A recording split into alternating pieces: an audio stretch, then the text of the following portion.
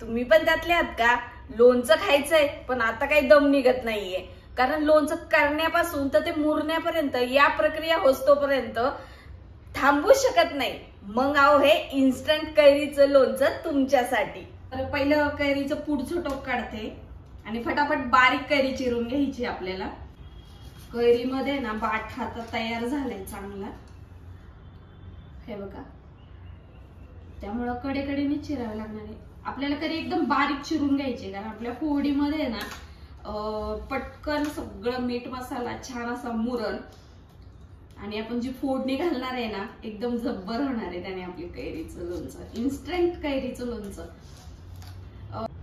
तर तुम्हाला ह्या कैरीच्या फोडीपेक्षा अजून बारीक चिरता आलं तरी चिरा, त्याने आपलं लोणचं पटकन असं मुरतं आणि छान आपल्याला खाताना पण छान वाटतं. तर मी तुम्हाला सांगायचं कारण काय, इथं बसायचं कारण किचन मध्ये एवढं गरम होतंय. म्हटलं चला आज मस्तपैकी निवांत बसून तुमच्याबरोबर इन्स्टंट कैरीचं लोणचं शेअर करावं.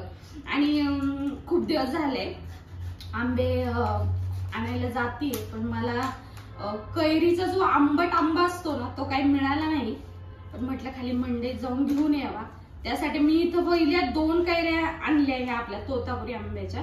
आणि म्हटलं ह्याचं इन्स्टंट लोणचं तुमच्याबरोबर पहिलं शेअर करावं, कारण कसं असतं सुरुवातीला आपण लोणचं बनवतोच पण त्याला वेळ पण तेवढी प्रक्रिया करायला जातो. सगळे मसाले मुरणं, परत ते फोडून आणणं, त्यानंतर वाळवणं. त्यापेक्षा हे एकदम झटपट, निदान उन्हाळा चालू झालाय हे तर जाणवतं या कैरीमुळं.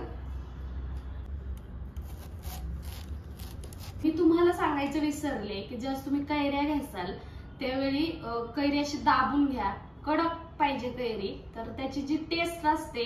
आणि कैरीचं लोणचं जे आपण घालतो इन्स्टंट असो नाही तर प्रॉपर जे आपण वर्षानुवर्ष टिकावं यासाठी करतो, हे लोणचं सुद्धा जास्त दिवस टिकतं आणि छान राहतं, चवीला पण जबरदस्त लागतं. त्यामुळे कैऱ्या घेताना पहिल्या दाबून आणि कडकच घ्या. चालू झाल्या अण्णांच्या हाताची कैरी जब्बर.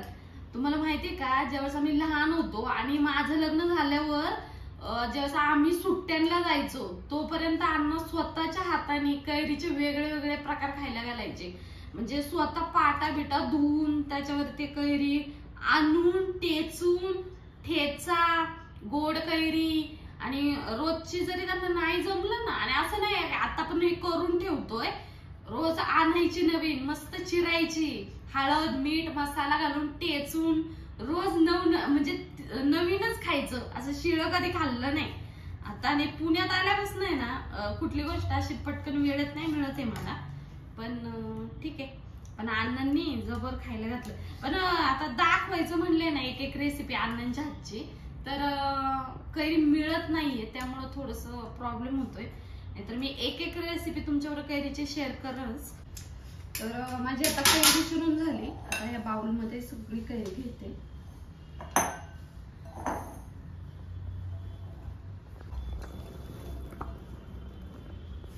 पुढे 2 कैऱ्या आहेत त्याच्यासाठी मी 1 चमचाभर मीठ घालतेय.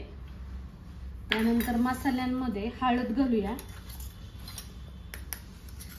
आता माझ्याकडे मसाल्यामध्ये हा छोटा चमचा आहे तो घालते मी अख्खे फुल 1 भरून. त्यानंतर लाल काश्मीरी मिरची पूड हे मी 2 चमचे घालते. त्यानंतर तिखट आपल्या आवडीप्रमाणे घ्या. मी इथं 1 चमचा घालते फक्त. आणि आपण आहे ना मेथी, बडीशोप आणि मोहरी हे छान असं याच्यात कुटून घेणार आहे, एक चमचा घेऊन.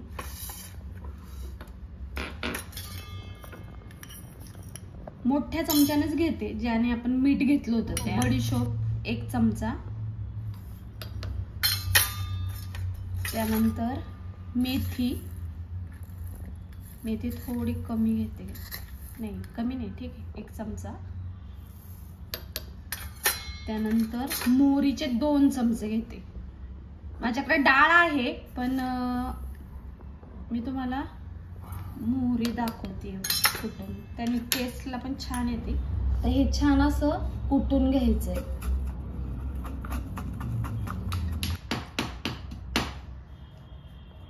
असं वाटते ठीक आहे, एवढं चरचरीत.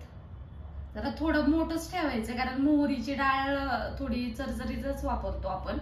तर आपण जर ही अशी कुटून घेतली ना चवीला पण छान लागते. आता मी एका डिश मध्ये काढते. ही जी आपण मोहरी, बडीशोप आणि मेथी हे तिन्ही कच्च्याच घेतल्या होत्या, पण आता आपल्याला म्हणजे काही लोक भाजून घेतात, पण आपल्याला इन्स्टंट करायचे, झटपट करायचे, त्यासाठी मी हे सगळं कचवट घेतलं होतं, कच्च. तर मग आता आपण तेल गरम केलं ना की सगळं त्याच्यात घालूया, थोडं हिंग घालूया आणि डायरेक्ट आपल्या लोणच्यात ओतायचं. हिंग अगदी 2 चिमूट. त्यानंतर हे सगळं ह्याच्यामध्ये घालून घेते. आता हातानच घालते कारण तसं नाही ओतू शकत. हे कचवट घातले त्यामुळं छान असं जरा गरम तेलामध्येच घालायचं.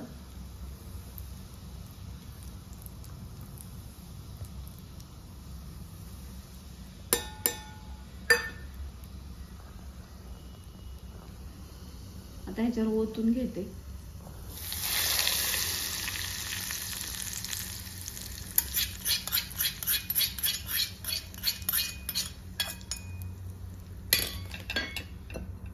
छान असं एकत्र कर. कलर बघा काय सुंदर आलाय, एकदम लाल बुंद आणि थोडासा पिवळसर बघा. मस्त तेलाचं प्रमाण पण एकदम बरोबर झालेलं आहे आपलं. जास्त पण तेल नाही आणि जास्त काही नाही. म्हणजे 2 मोठ्या कैऱ्यांना 3 पळी तेल. तिखट फक्त तुमच्या आवडीप्रमाणे घ्या. जर जास्त तिखट पाहिजे असेल तर तिखट जास्त घाला. आणि असं चमचमीत इन्स्टंट कढीचं लोणचं तयार झाले.